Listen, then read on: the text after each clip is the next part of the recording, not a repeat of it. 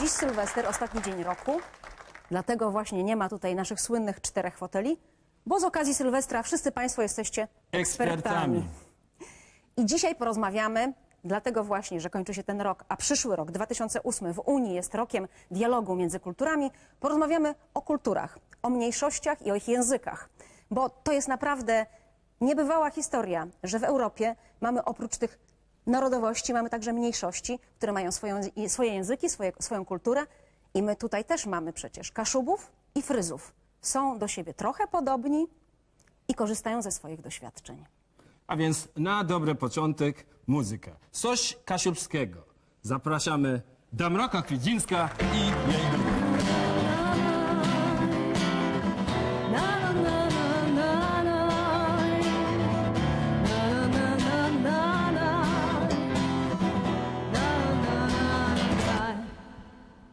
Błyže tvoji žici mou nadzieją, mou nadzieją, przechodzisz tu do nas, żeby zbawić nas, Przed ci moje grzechy, zajesz mi, przed